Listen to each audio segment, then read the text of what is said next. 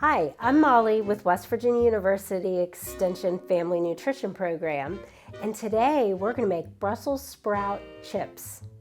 Before we get started, it's always a good idea to wash your hands and clean your cooking surface.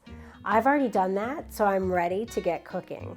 I've already washed my Brussels sprouts under running water and prepared some of them, but I'm going to show you how I did that.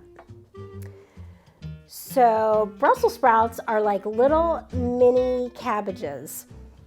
They've got lots of very tight leaves in there. So to release these leaves, we are going to cut off the bottom, and that is going to kind of release some of those outer leaves. See how they just fell away?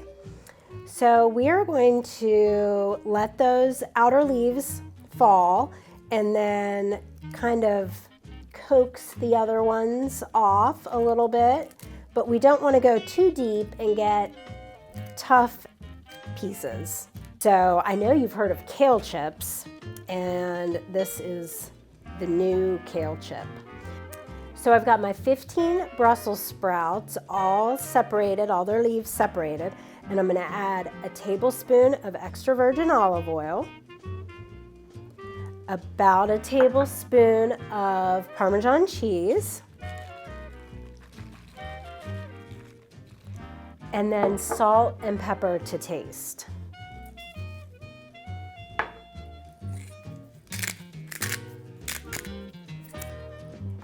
And then here comes a job good for the kids. We are going to get in here and make sure all of these leaves are coated with the olive oil, Parmesan cheese, and the salt and pepper.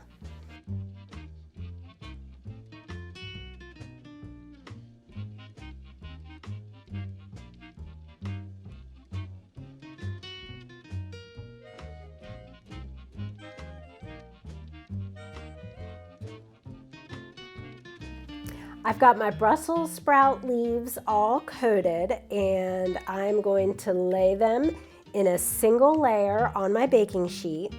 While I was tossing them, they want to cup together, and you want to make sure that they are individual leaves that you're putting on your roasting sheet.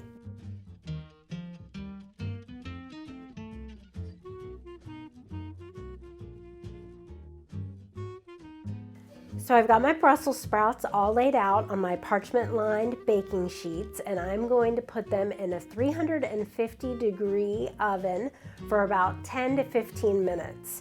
Now the reason there is such a variation of time is because everybody's oven cooks differently.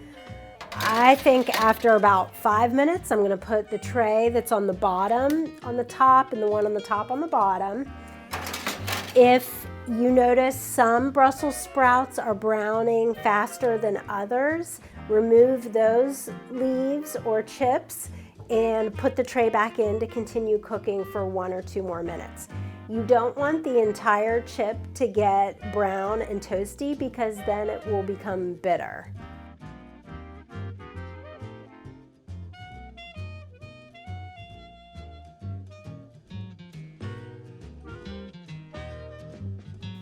I just pulled our Brussels sprout chips out of the oven.